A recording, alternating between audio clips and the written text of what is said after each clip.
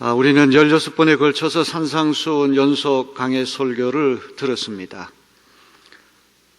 이 하나님의 말씀을 어떤 현재의 목적을 위해서 어떤 중간에 부분을 싹둑 잘라가지고 현재 목적에 부합해서 설교하는 것은 본문을 왜곡할 소지가 많이 있다는 생각을 해봅니다. 2000년 전에 쓰여진 말씀은 그런 목적으로 쓰여진 것이 아닌데 전후 문맥을 전혀 고려하지 않고 그냥 우리 목적을 위해서 그 말씀을 중간 허리쯤에 이렇게 싹둑 잘라서 하는 그 설교는 위험하다 이런 생각을 하게 됐습니다. 그래서 가급적이면 강해 설교를 하려고 제가 많은 노력을 하고 있습니다. 좀 딱딱하고 재미없는 그런 설교일지는 모르지만 그래도 본문에 충실한 설교가 여전히 진리 위에 설 수 있는 방법이기 때문에 우리 내립교회는 항상 성서 위에 서 있는 그런 교회가 되었으면 좋겠어요. 오늘부터는 고린도전서 말씀을 연속 강해 설교를 하려고 합니다. 우리 신약 성경에는 바울 사도께서 쓰신 편지가 27통이 들어와 있습니다. 27개 가운데 13통이 들어와 있습니다. 27권의 책 가운데 바울이 쓴 편지가 13통이니까 절반 이상을 바울이 썼다고 하는 이야기죠. 그 바울이 쓴 서신 가운데 4대 서신이 있어요. 로마서, 갈라디아서, 고린도전서, 고린도후서. 제가 그 로마서 말씀은 한 2년에 걸쳐서 연속 강해 설교를 한 적이 있습니다. 그래서 앞으로 갈라디아서, 고린도전서, 고린도후서 이 4대 서신은 꼭 한번 우리 교우들한테 설교하고 싶은 그런 마음이 간절합니다. 특별히 이 고린도전서 같은 책은 16장으로 되어 있거든요. 로마서도 16장으로 되어 있는데 구절 수가 고린도전서보다 조금 더 많습니다. 이게 분량성으로 따진다면 로마서 못지않게 중요한 책이 고린도전서라고 할 수 있습니다. 고린도전서, 고린도후서라고 하는 편지는 바울이 쓴 편지들 가운데 가장 개인적이고 내밀한 편지다. 그래서 우리가 고린도전서 말씀을 읽을 때 마치 남이 쓴 연애 편지를 훔쳐서 읽는 그런 느낌이 든다는 말이죠. 고린도 교인들을 너무너무 사랑해서 눈에 넣어도 아플 것 같지 않은 그런 심정으로 또 편지를 쓰기도 하고 또 어떨 때는 고린도 교인들이 오류에 빠지고 탈선하게 되니까 아들이 잘못 나갔을 때 그 아들을 바로잡으려고 하는 심정으로 준엄하게 아들을 책망하기도 하는 그런 식의 편지가 바로 고린도전서라고 하는 책입니다. 그래서 이 고린도전서 말씀을 읽게 될 때 2000년 전 고린도 교회의 아주 특수한 상황, 이 교회 안에 파벌이 생겨서 당파 싸움이 일어났습니다. 계모를 버젓이 데리고 동거하는 교인을 용납해서 축출하지 않고 그렇게 있는 거죠. 성만찬을 할 때 가난한 사람하고 부한 사람들이 따로따로 이게 차별이 또 생기게 됐습니다. 또 이 고린도라고 하는 것은 종교적으로 우상숭배가 창궐한 도시였는데 각종 신에게 그 제물로 드린 우상고기를 교인들이 먹어야 되느냐 먹지 말아야 되느냐 이 실질적인 문제들이 생겨난 교회가 바로 고린도 교회입니다. 바울이 고린도 교회에 뜨겁게 사랑을 고백하든 준열하게 책망을 하든 간에 바울이 고린도전서, 고린도후서에 편지를 쓴 목적은 고린도 교회가 예수 그리스도의 몸으로서 예수의 인격과 결합하는 교회가 되었으면 좋겠다. 그래서 이 고린도 전서 후서가 다 교회에 관한 말씀을 한다고 한다면 교회가 교회다울 수 있는 것은 항상 예수 위에 있어야 한다. 그래서 이 교회로는 반드시 기독론 위에 서 있어야 한다. 예수 그리스도와 교회 이게 밀착되지 않고는 교회는 교회다울 수 없다. 이것을 보여주는 책이 고린도 전서와 후서라고 하는 것을 기억해야 됩니다. 학자들에 따르면 사도 바울이 고린도 전서를 쓰기 전에 이미 편지를 하나 보냈어요. 그래서 지금 있는 고린도 전서는 사실 고린도 이서, 고린도 후서죠. 그래서 적어도 4통 정도의 편지를 고린도 교회에 보냈다. 이것이 오늘 신약학계의 지배적인 학설입니다. 한 교회에 4통 정도의 편지를 보냈다고 하는 것은 아주 특별한 일이죠. 그래서 고린도 교회가 도대체 어떤 교회였기에 바울이 그토록 편지를 자주 보내야만 했을까? 오늘 이제 첫 번째 시간이니까 고린도 전서를 개관하는 그런 시간을 가져야 할 것입니다. 고린도 교회는 누가 세웠고 어떻게 세워졌느냐? 또 어떤 문제를 떠안고 있었기에 바울이 최소한 4통 정도의 편지를 보냈을까? 즉 우리 신약성서 안에는 2통의 편지만 달랑 들어와 있는데 만일 나머지 2통이 다 발견된다고 한다면 그것은 세계적인 보물이 될 것입니다. 자, 오늘 이 첫 번째 우리가 개관할 때 여러분들이 조금 양해하시고 잘 들어주셔야 돼요. 전후 문맥을 모르고는 성경을 아무리 읽어도 이해가 되지 않습니다. 사도행전 17장, 18장 말씀을 읽어보시면 고린도 교회가 어떻게 생겨나는가를 알 수가 있어요. 지금 화면에 지도가 나와 있습니다. 몇 년 전에 우리 인천 서지방 목회자들이 그리스 성지순례를 한 적이 있습니다. 터키 같은 데는 어떤 지역으로 이동하기 위해서는 7시간, 8시간 차를 타고 가야 됩니다. 땅덩어리가 워낙 넓기 때문에 그 7시간 달려가서 한 1시간 혹은 2시간밖에는 보지 못하는데 그리스는 오밀조밀한 그런 지역이기 때문에 제가 다녀본 성지순례 가운데는 그리스가 제일 유익했습니다. 고린도 교회를 저희가 이제 방문을 했는데 고린도 교회 일대 목사님이 바울 목사님, 아굴라, 브리스길라 이 부부가 2대, 또 아볼로, 디모데, 그야말로 교회 역사가 2000년 정도 되니까 성경에 등장하는 인물들이 다 초대 목사님으로 현판에 걸려 있어요. 우리 내리교회가 136년 됐다고 해서 우리는 자부심을 느끼는데 고린도 교회 가면 게임이 안 되는 것이죠. 자, 지도에 보면은 그리스 북부가 마게도냐라고 하는 그런 지역이고 남부가 아가야라고 하는 지역입니다. 자, 사도행전 그 17장 말씀 보게 되면 바울 사도께서 이 마게도냐의 첫 성인 빌립보 지역에 들어가서 유럽 최초의 교회가 생겨난 이야기를 전해줍니다. 그리고는 데살로니가로 위로 올라가요. 데살로니키라고 해서 오늘날도 그리스의 데살로니가 그대로 있습니다. 여기 데살로니가에 가서는 바울이 낭패를 당했습니다. 유대인 지도자들이 선동을 해서 큰 봉변을 당하고 야반 도주를 하게 됐어요.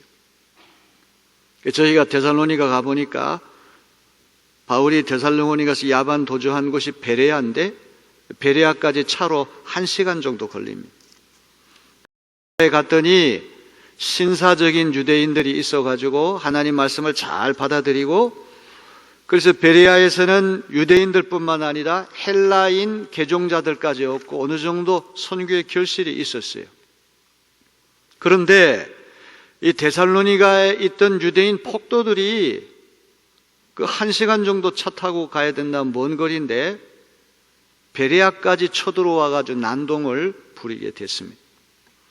바울이 할 수 없이 배를 타고 베레아 그쪽에서부터 아가야 지역인 아테네로 이제 내려오게 됐습니다. 아테네라고 하는 것은 어떤 곳입니까? 지금도 그리스의 최고 도시죠. 플라톤, 아리스토텔레스를 비롯한 모든 철학자들의 도시, 지혜가 발달한 도시, 종교가 발달한 도시. 여기서 철학자들하고 변론도 하고 아덴에서 몇몇 결신자를 바울이 얻게 됩니다. 그리고는 아가야에 이동합니다. 사도행전 18장 1절로부터 17절 말씀을 자세하게 읽어보세요. 오늘 제 말씀 듣고 집에 가서 사도행전 18장 1절로부터 17절 말씀을 읽어보면 고린도 교회가 어떻게 설립됐는지 그 경위를 자세하게 들려줍니다. 바울이 고린도에 들어가가지고 18개월을 머물렀다고 성경은 말씀해요. 1년 6개월을 머물렀어요. 지금은 시간의 속도가 상당히 빠르게 갑니다. 시간이 이게 물처럼 흘러간다, 화살처럼 날아간다고 하는 표현을 쓰는데 그 말이 맞는 것 같아요. 이 코로나 바이러스 시작된 지 벌써 1년하고도 몇 달 지나지 않았습니까? 2021년도가 시작된 지 엊그제 같은데 벌써 2달이 훌쩍 지나가고 있어요. 얼마나 시간이 빠른지 몰라요. 그런데 고대 시간은 이런 인터넷도 없고 전화도 없고 텔레비전도 없고 그렇기 때문에 상당히 늦게 갑니다. 그래서 1년 8개월이라고 하는 시간 상당히 장기 체류를 했다고 볼 수 있는 거죠. 고린도에 가서는 너무나 귀중한 동역자를 만났습니다. 아굴라 브리스길라라고 하는 부부를 만났어요. 이 사람들은 유대인 부부인데 이탈리아 로마에 있던 사람인데 유대인이 되니까 로마를 떠나가지고 고린도에 들어왔어요. 그래서 성경은 뭐라고 얘기하는 거 아니? 바울의 생업과 아굴라 브리스길라의 생업이 똑같아가지고 그 집에 체류했다 이런 말씀이 나와요. 천막 제조업자, 텐트 메이커라고 얘기를 하죠.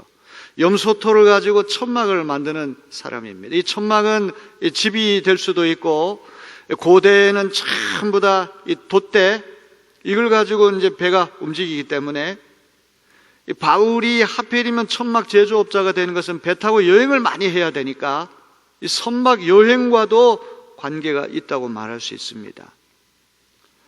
이렇게 해서 아굴라 브리스길라 부부의 협조를 받아가지고 고린도교회 전도를 열심히 하게 됐는데 베레아에 남아있던 실라하고 디모데까지 합류하고 이 초대교회 최고의 선교사들 바울, 아굴라와 브리스길라, 실라, 디모데 5명이 황금 드림팀을 이루어가지고 고린도 선교를 하게 된 것이죠. 그래서 18개월 동안 눈부신 열매가 나타납니다. 헬라인 디도 유스도 유대인 회당장 그리스보 일가를 비롯한 많은 이들이 기독교로 개종했습니다. 자, 그럼 고린도 교회는 바울이 18개월 동안 고린도에 체류하면서 아굴라 브리스길라 부부, 디모데, 실라 이렇게 5명의 최고 가는 선교사들과 연합해가지고 드림팀을 이루어서 선교해서 시작된 교회다. 주후 49년경에 바울에 의해서 설립된 교회가 고린도 교회다. 이것을 먼저 기억하시길 바랍니다. 어처구니 없게도 바울이 송사에 휘말리게 됐어요. 그래서 이 고린도 전서에 보게 되면 고소하는 문제에 대해서도 이야기하거든요. 교회에서 해결할 것을 바깥에 나가가지고 이게 고소하는 것을 금하는 것. 그래서 우리 감리교단에서도 이 고린도 전서를 근거로 해서 그런 법안이 있기도 합니다. 자, 어처구니 없이 유대인들의 선동으로 송사에 휘말리게 됐고 어쩔 수 없이 고린도를 떠나게 됐던 것이죠. 이때 이 재판정 앞에서, 이 법정 앞에서 유대인 패거리들이 회당장 소스데네를 붙들어서 구타하는 이야기가 나와요. 이 소스데네라고 하는 사람은 놀랍게도 고린도전서 1장 1절에 바울과 함께 공동 발신자로 등장합니다. 자, 이제 여기까지 얘기하면 상당히 복잡한 얘기들이 나오니까 좀 머리가 지금 헷갈립니다. 한번 따라 합니다. 소스데네. 그러니까 이 사람이 유대인 회당장으로서 법정 앞에서 구타를 당한 것을 볼 때 소스데네는 고린도 교회의 유력한 지도자였을 것입니다. 그런데 이 사람이 어떻게 된 노릇인지 고린도를 떠나가지고 지금 이 고린도 전서는 예배소에서 기록하고 있거든요. 그럼 여러분 지도를 보게 되면 이 예배소에서 두란노 소원에서 2년 동안 체류하면서 고린도 교회를 설립한 지 한 5년 정도 지나서 주후 54년경에 예배소에서 고린도 교회에 보낸 편지 고린도 전서인데, 이 소스데네가 고린도에 있는 것이 아니라 예배소에 같이 있다는 얘기, 공동 발신자로 등장해요. 그래서 어떤 사람은 바울이 대피를 시켰다, 소스데네를 입으로 구술한 걸 받아 적게 했기 때문에 공동 발신자로 나왔다, 이렇게 얘기한 사람이 있고, 외교적인 책략이다. 뭐냐 하면 고린도 교회들이 소수대대하면 고린도 교회를 떠받치는 유력한 지도자, 교인들이 다 알아요. 2000년 전의 교회는 지금처럼 이런 교회 건물 속에서 한꺼번에 모이는 교회가 아니라 가정교회였어요. 가정교회. 그래서 고린도에는 한 5개 정도의 가정교회가 있었다고 한다면 2000년 전에 그 대저토에게서 식사를 할 때 30명에서 50명까지 모일 수가 있었다고 하는 그런 얘기가 나와요. 그러니까 고린도 교회가 5개 가정교회가 있었다고 한다면 한 150명에서 250명 정도의 교인들이 고린도에 있었다고 볼 수 있는 거죠. 그래서 이 편지라고 하는 것은 예배 시간에 회람용으로, 이걸 설교할 때 고린도 이 바울 사도께서 쓰신 편지를 읽는 거예요. 자, 그래서 이 소스데네라고 하는 사람 이름이 딱 등장하니까 저 사람 우리 고린도 교회 시작한 창립 멤버인데, 우리 교회의 아주 유력한 지도자인데 하면서 눈을 반짝 뜨면서 주의를 환기한다는 말, 더 고린도 전서 말씀을 귀담아 듣는다느니. 그래서 바울이 소스데네를 공동 발신자로 이렇게 했던 것은 대필자 아니면 외교적인 책략으로 더 주의를 집중하기 위해서 그들이 잘 아는 유력 지도자 이름을 언급했다는 거죠. 자, 이제 다시 한번 정리를 해볼까요? 고린도 교회는 49년경에 바울이 아굴라 브리스길라 그 부부 집에서 천막 제조업을 하면서 18개월 동안 머무르면서 5명의 드림팀을 이루어가지고 선교해서 시작된 교회다. 한 5년 정도 시간이 지난 다음에 예배소에서 2년 동안 체류하면서 주후 54년경에 고린도에 보낸 편지가 고린도 전서다. 자, 이런 기본적인 것을 여러분들이 알아둘 필요가 있습니다. 자, 그러면 고린도란 도시가 어떤 도시인가? 이게 너무 중요한 거예요. 고린도는 아가야 지역의 수도입니다. 항구 도시예요. 이 고린도 바로 옆에는 2개의 항구가 있었어요. 레게움이라는 항구와 갱그레아라고 하는 항구가 있어요. 갱그레아라고 하는 항구는 성경에도 등장하는 이름입니다. 교통의 요지입니다. 이 육로로 갈 때도 고린도가 마게도냐 올라갈 때 출발지였고, 이 지중해 연안의 모든 해상 여행, 해상 무역이 바로 이 고린도를 통해서 시작이 되는 거예요. 그러다 보니까 무역이 번창하고 상업이 번창해서 경제적으로 번영한 도시가 고린도였다. 덕적도에 가서는 지식 자랑하지 말고, 대부동가 어디 가서는 돈 자랑하지 말고, 또 어디 가서는 인물 자랑하지 말고, 그런 얘기들이 있지 않습니까? 고린도에 가서는 돈 자랑하면 안 된단 말이죠. 누구 말대로 개도 5만 원짜리 지폐로 물고 다니는 그런 도시가 바로 이 고린도란데, 경제적으로 아주 번성하고 번창한 도시, 해상무역과 해상여행의 중심지가 됐어요.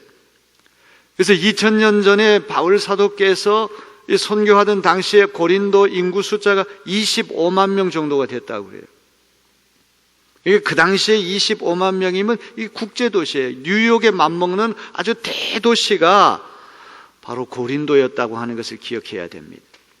이 주전 146년에 로마가 고린도를 정복하면서 고린도가 완전 초토화가 됐어요. 거기 살던 사람들 다 살육당하고 노예로 잡아가고, 완전히 고린도는 완전히 붕괴된, 완전히 추락한 도시였는데, 이 주전 44년에 율리우스 시저라고 하는 황제가 고린도 재건 운동을 벌였어요. 완전히 로마와 같은 도시로 그렇게 만들기로 작정했습니다. 꼭 100년 만에 일어난 일이죠. 이때부터 그 지중해에 흩어 살던 온갖 인종, 온갖 민족이 고린도에 가가지고 벼락부자가 될 생각을 가지고 이 계층 상승할 목적으로 구름대같이 몰려들었다는 거죠. 그래서 고린도는 인종 전시장을 방불케 할 만큼 다양한 민족, 다양한 인종들이 모인 도시다. 자, 고린도는 경제적으로 번창하고 번영한 도시였을 뿐만 아니라 종교적으로 우상 숭배가 창궐한 도시였습니다. 미의 여신인 아프로디테를 섬기고 또한 남성미의 대명사인 아폴로 신을 섬기는 신전들이 즐비한 우상의 도시였습니다. 가장 중요한 것은 고린도는 성적으로 문란한 도시였다는 겁니다. 저희가 그 고린도 박물관에 갔더니 2000년 전에 성적으로 얼마나 타락했는지를 알아볼 수 있는 많은 유물들이 아직도 남아 있습니다. 그래서 헬라 말로 고린도인처럼 산다, 이런 말은 음행한다, 남봉꾼, 이런 의미를 가졌다네. 고린도인처럼 사는 것은 다 음행한다, 이거 동의어가 됐다고 하는 말이죠. 자, 그러면 이제 이 정도만 제가 이제 말씀을 드리고, 오늘 고린도전서 1장 1절로부터 3절 말씀이 너무너무 중요하기 때문에 제가 9절까지 본문으로 이렇게 했지만 4절부터 9절까지는 다음 주일에 제가 말씀을 드리고, 오늘 1절과 3절 이 세 구절 가지고도 앞으로 고린도전서가 얘기하려고 하는 모든 본질이, 요점이 다 여기 요약되어 있습니다. 자, 이 편지라고 하는 것은 전형적인 그 양식이 있잖아요. 불초소생, 시골에 계신 아버님께 한 글자 올립니다.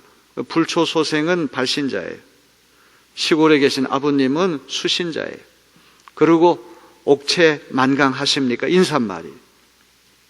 지금 이 고린도 전서를 비롯해서 13통의 편지는 다 이 서신 양식을 취하고 있어요. 그래서 1절에 보면은 발신자, 편지 보내는 사람에 대한 얘기고, 그 다음에 2절을 보면은 수신자, 편지 받는 사람에 대한 얘기고, 세 번째는 인사말에 대한 이야기예요. 이거 아무것도 아닌 것 같지만 이 세 구절에 앞으로 고린도 전서가 말하려고 하는 요점 본질이 다 있다고 하는 것을 기억해야 됩니다. 자, 발신자는 어떤 사람입니까? 하나님의 뜻을 따라 그리스도 예수의 사도로 부르심을 받은 바울과 형제 소스데네, 소스데네라고 한 사람을 공동 발신으로 이름을 올리고 있거든요. 수신자는 누굽니까? 고린도에 있는 하나님의 교회, 곧 그리스도 예수 안에서 거룩하여지고 성도라 부르심을 받은 자들과 또 각처에서 우리의 주, 곧 그들과 우리의 주 되신 예수 그리스도의 이름을 부르는 모든 자들. 그리고 3절에 가면 인사말을 합니다.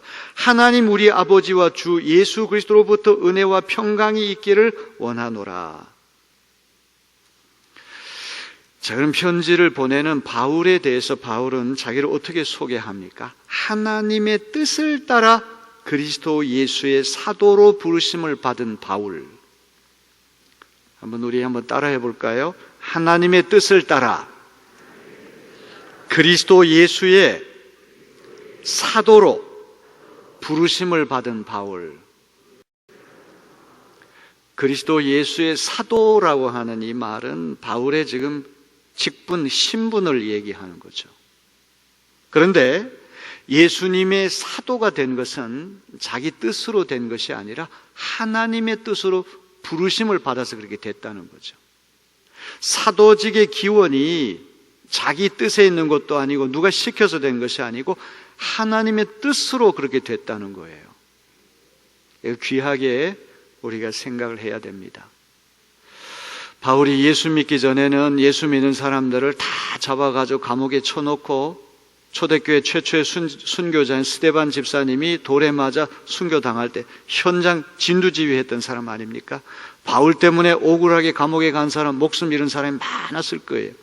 적그리스도적인 삶을 살았던 사람이 갑자기 횟가닥해서 예수 그리스도를 위해서 한 목숨 바치는 이 열혈 신자가 된 것은 그의 생각이나 그의 뜻대로 된 것이 아니란 말이죠.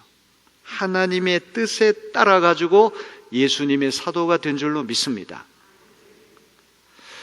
여러분, 어떻게 여러분 내리교인 됐습니까? 여러분이 어떻게 예수 믿고 집사가 되고 권사가 되고 장로가 되고 목사가 되고 감리사가 되고 감독이 됐겠습니까? 하나님의 뜻을 따라 부르심을 받아서 그렇게 됐다. 소명의식을 간직하는 여러분 되길 바랍니다.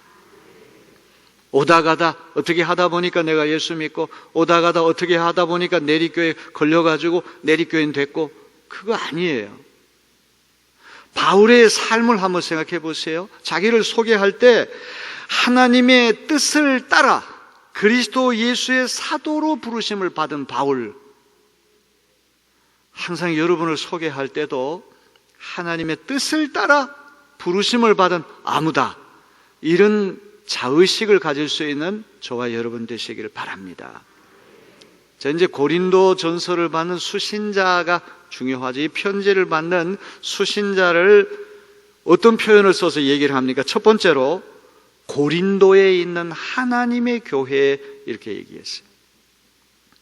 이 교회 이름을 어떻게 지어야 되느냐? 추상적으로 짓는 교회들이 압도적으로 많습니다. 뭐 하늘 정원교회, 하늘 꿈교회, 빛과 진리교회, 이렇게 추상적으로 이름 짓는 교회들이 압도적으로 많은데, 성경 읽어보기에는 다 지역 이름을 따라서 교회가 생기잖아요. 예루살렘 교회, 안디옥 교회, 빌립보 교회, 데살로니가 교회, 고린도 교회. 자꾸 교회가 많이 생기니까 고린도 제1교회, 제2교회, 제3교회 이렇게 나가죠.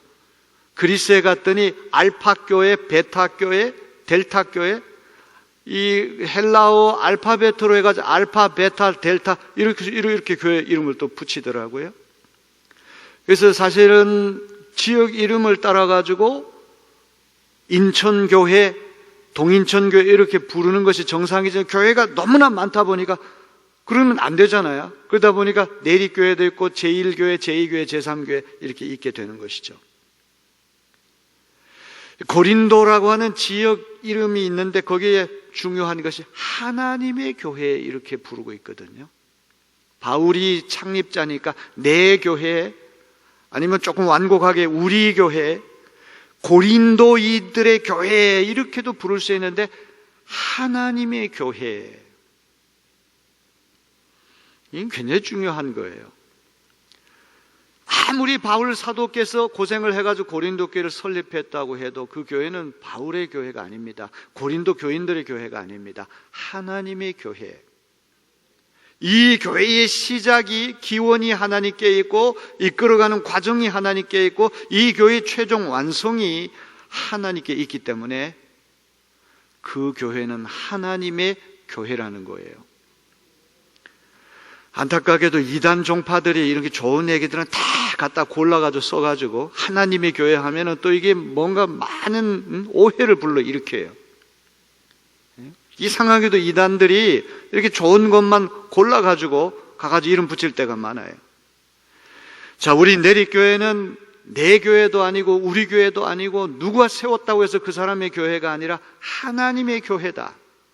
하나님이 시작하셨고 하나님이 이 과정을 이끌어 가시고 하나님께서 최종적으로 완성하실 하나님께 속한 교회다.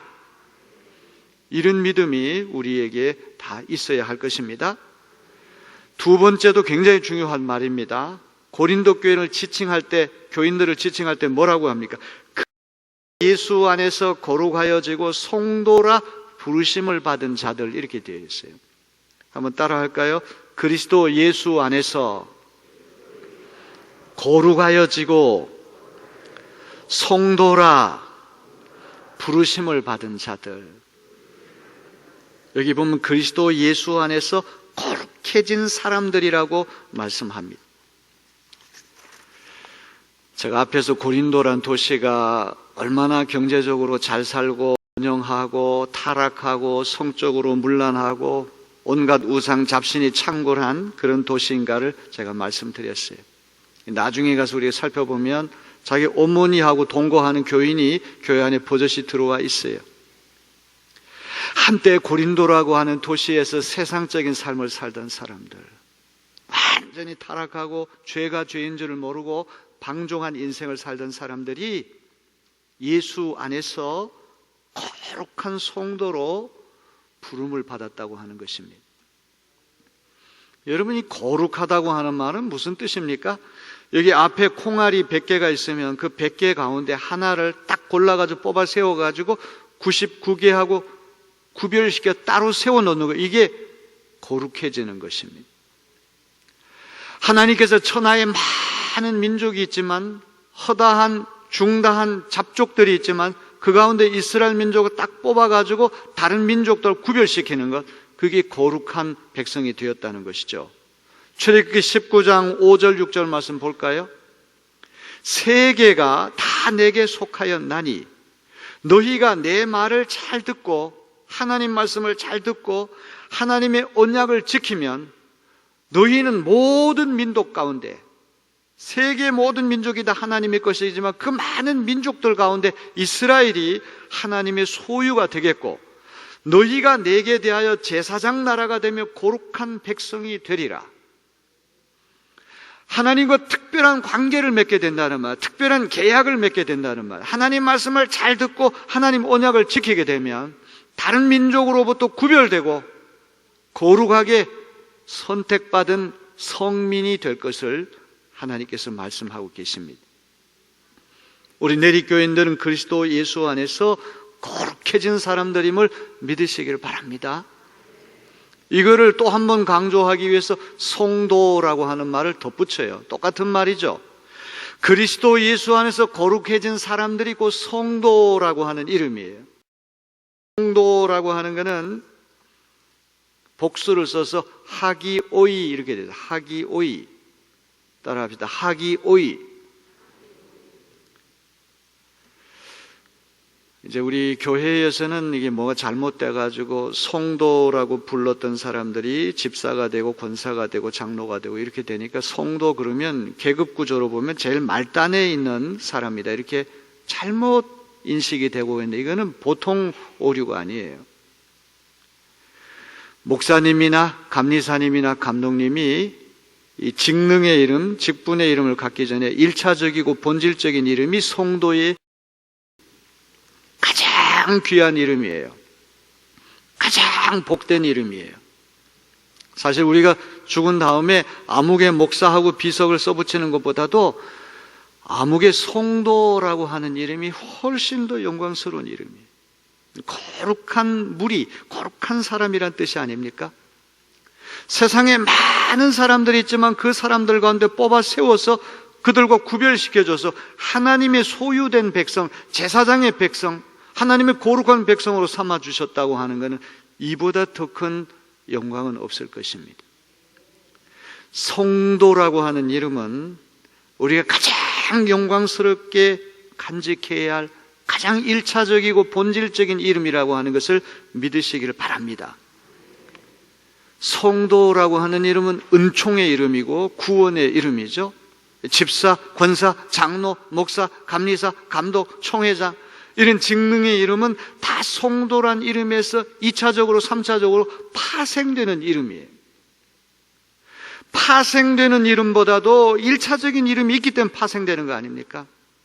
그리고 이런 직능의 이름은 굉장히 위험한 이름입니다.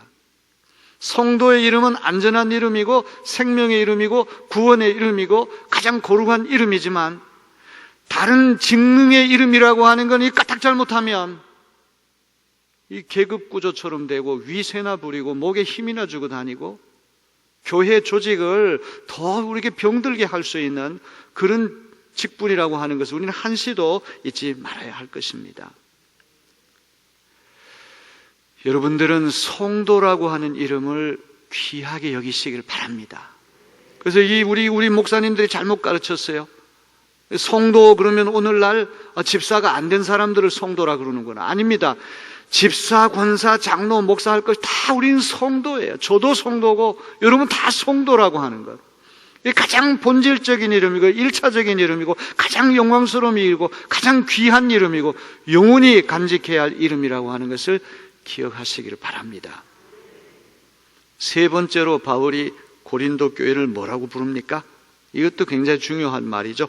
각 처에서 우리의 주 곧 그들과 우리의 주 되신 예수 그리스도의 이름을 부르는 모든 자들. 바울 사도의 마음은 이런 마음이구나. 교회라고 하는 것이 다 독립된 개별적인 교회가 아니라 우주적인 그리스도의 몸으로 유기적으로 연결됐다고 하는 걸 얘기하는구나.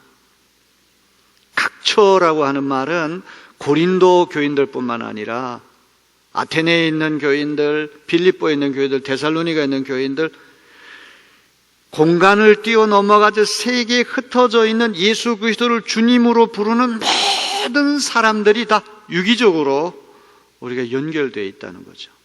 2000년 전의 고린도 교회나 지금의 우리 한국 교회나 2000년 후의 교회나 아프리카에 있는 교회나 아메리카에 있는 교회나 모든 교회는 예수 그리스도를 주님으로 그 이름을 부르는 한해는 다 유기적으로 그리스도의 몸으로 연결되어 있다고 하는 사실을 믿으시길 바랍니다.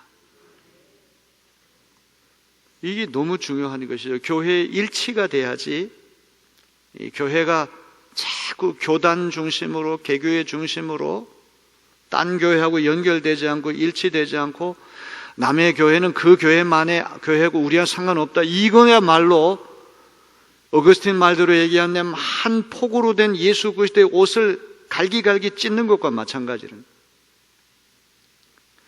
우리 내리교회만이라도 이런 유기적으로 연결된 하나의 그리스도의 몸이라고 하는 의식을 잊지 않는 우리가 되어야 하겠습니다.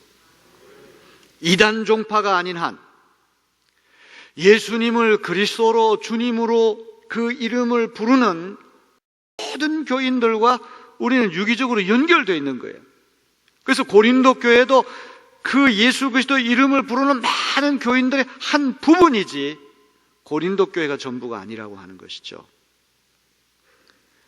여기서 너무너무 중요한 것입니다. 이제 앞으로 우리가 살펴보겠지만 왜 고린도 교회 안에서 분쟁이 일어납니까? 왜 파벌이 생겨가지고 서로 주도권 다툼을 합니까? 우리가 주님 안에서 한 몸으로 연결됐다. 우리는 성도다. 거룩해진 성도다. 이것은 하나님의 교회지 우리 교회 아니다. 이런 인식이 어느 순간 사라졌기 때문에 이런 분쟁이 일어난다는 것이죠. 자, 마지막으로 인사말 중요합니다. 3절을 다 같이 볼까요? 세 번역으로 읽습니다. 하나님 우리 아버지와 주 예수 그리스도께서 내려주시는 은혜와 평화가 여러분에게 있기를 빕니다. 은혜라고 하는 말을 헬라 말로 카리스 그렇게 말. 카리스. 여기 평강, 평화라고 하는 말은 에이레네라고 하는 말이 너무나 중요한 말이에요. 카리스 에이레네. 자, 지금 핸드폰을 누가 켜놓으셨는데 예배 드릴 때는 좀 이렇게 묵음으로 해두셔야 됩니다.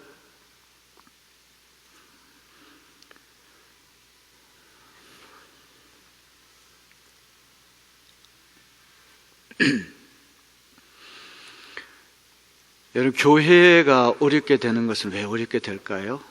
은혜가 사라지기 때문에 그래요. 은혜. 교회가 자꾸 분열이 되고 교회가 자꾸 어렵게 되고 자꾸 이게 싸움이 일어나고 이렇게 되는 건 은혜가 떨어졌기 때문에 그런 거예요.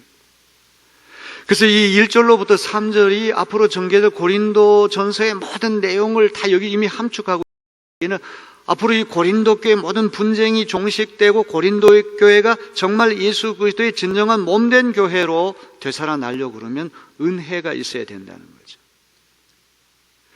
은혜가 먼저 오면 그 은혜의 결과로 나오는 건 평화가 우리에게 주어지는 거예요. 그래서 평화가 먼저 가는 은혜가 먼저 나오는 것이죠. 그런데 이 은혜는 하나님 우리 아버지와 주 예수 그리스도께서 주시는 선물이에요. 이제 이게 너무나 귀한 이름일수록 조직적으로 오염되고 조직적으로 왜곡되는 경향이 있어요. 2000년 동안 가장 중요한 이 이름이 은혜라고 하는 이름인데 너무 남발하다 보니까 누구 말도 값싼 도매급으로 넘기는 그런 값싼 용어가 되고 말았어요. 은혜는 뭡니까?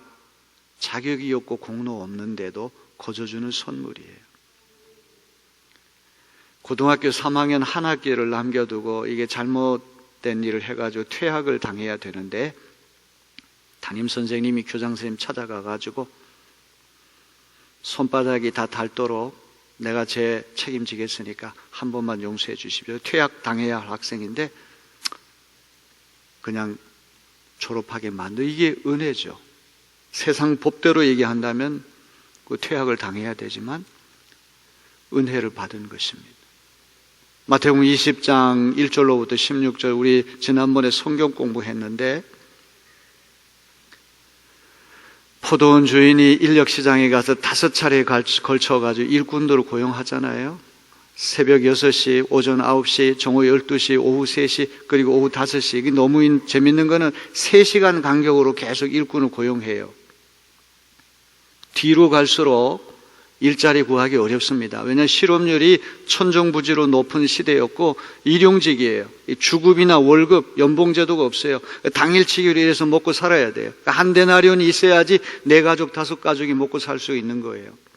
그런데 맨 처음에 고용된 사람은 기술도 있고 능력도 있고 건강도 있고 모든 게 갖추니까 즉각적으로 그게 뽑혀갔는데 뒤로 자꾸만 밀려갈수록 기술도 부족하고 경험도 부족하고 장애가 있다든지 뭔가 결격사유가 발생하니까 써주는 사람이 없는 거예요. 그런데도 인력시장을 떠나지 못하고 오후 5시면 이제 1시간밖에 안 남았잖아요.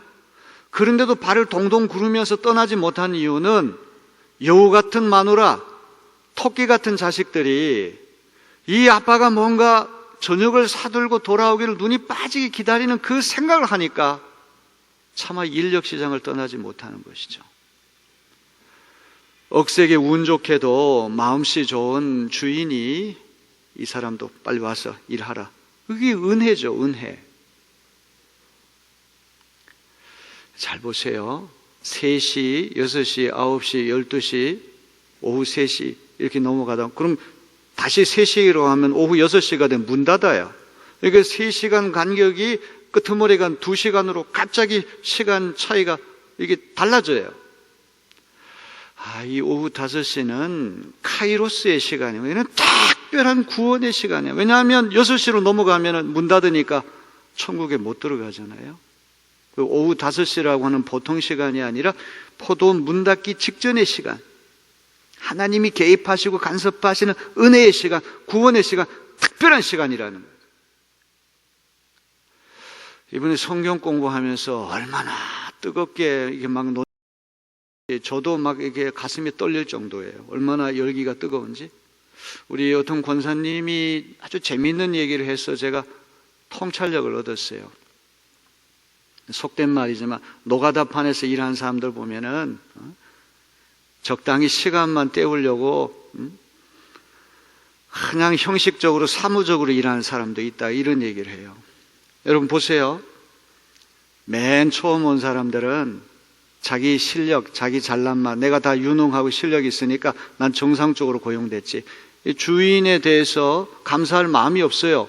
인격적인 결합이 안 돼요. 그냥 제목만 챙겨서 돌아가면 그걸로 끝입니다. 나중에 길거리에서 주인 만나도 인사할 필요도 없어요. 왜?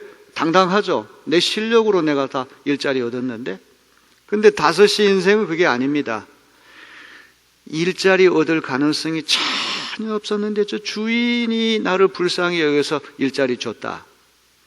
이제 이것도 사람마다 천차만별이에요. 은혜를 잊고도 은혜 모르는 사람도 태반이고 별 사람 다 있어요.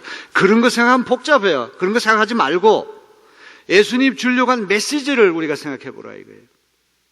그런데 5시 인생은 주인에게 은혜를 입었으니까 이건 특별한 관계 속에 들어요. 특별히 인격적으로 밀착되는 거예요. 일자리 끝난, 이제 일이 끝난 그 다음 날도 만나게 되면 쪼로 달려가서 인사하고 너무 고맙습니다 절하고 저한테 뭐 시킬 거 없으면 이렇게 나온다 이거죠. 근데 그 권사님이 재밌는 얘기를 했어요. 1시간만 일했어도 주인에게 감사하고 은혜 입은 마음을 가지고 동료들에게 미안한 마음을 가지고 죽을 똥 살 똥 1시간을 그냥 분골쇄신 일하면 건성으로 그냥 대충대충 형식적으로 시간만 때운 12시간 일한 사람 못지않게 일한 거 아니냐 이거예요. 그게 참 아름다운 말이에요. 야, 우리가 모태신앙이고 30년 40년 예수 믿었다고 해도 한 번도 주인이신 예수님께 감사하는 마음 없어. 동료들에게 빚졌다는 마음이 없어. 늘 내 실력, 내 능력, 내 잘난 맛으로 산다 그러면 그건 은혜가 없는 거잖아요. 1년만 믿었어도 오후 5시 인생처럼 이 죄인을 하나님이 나를 건져주셨구나. 내가 동료들한테 너무 미안하다, 빚졌다, 이런 의식을 갖고 1년 동안을 열심히 분골세년 12년 일한 사람 못지않게 일한 게 되지 않겠냐 이 말이죠. 코로나 바이러스 시대에 오후 예배가 없기 때문에 제가 일부러 좀 설교를 길게 합니다. 여러분 집에 가도 딱히 TV만 보고 재미없잖아요. TV도 뭐 트로트만 계속 보고 아주 머리 헷갈립니다. 그리고 무슨 나훈아의 테스 형인지 그 노래 자꾸 듣다 보면 이게 중독이 돼가지고 자꾸 그 노래가 자꾸 떠올라요. 세상이 왜 이래 이러면서 이게 복음성가고 찬송가 자꾸 들어야 되는데 쓸데없는 세상 노래가 들어와서 우리를 오염시키니까 오후 예배도 없겠다 해서 제가 일부러 좀 이 3부 예배는 조금 길게 하니까 양해하세요. 이게 지금 너무 중요한 얘기 아닙니까?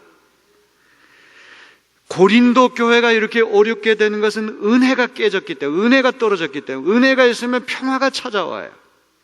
참 이상하잖아요. 하나님 은혜가 있으면 누가 세상이 나를 아무리 힘들게 해도 끄떡도 안 해요. 마음에 평화가 생기는 거예요. 그런데 은혜가 떨어지면 자기 이름 3글자도 쓰기 어렵잖아요. 찻잔이 덜덜 떨려가지고 찻잔이 이게 물이 쏟아질 정도 되는 거 아닙니까? 우리 내리교회가 하나님이 주시는 선물, 예수님 주시는 은혜가 풍성한 교회가 되고 은혜가 있음으로 말미암아 평화가 넘쳐나는 교회, 은혜와 평화가 넘쳐나는 가정, 직장, 사업체 되시기를 주님의 이름으로 기원합니다.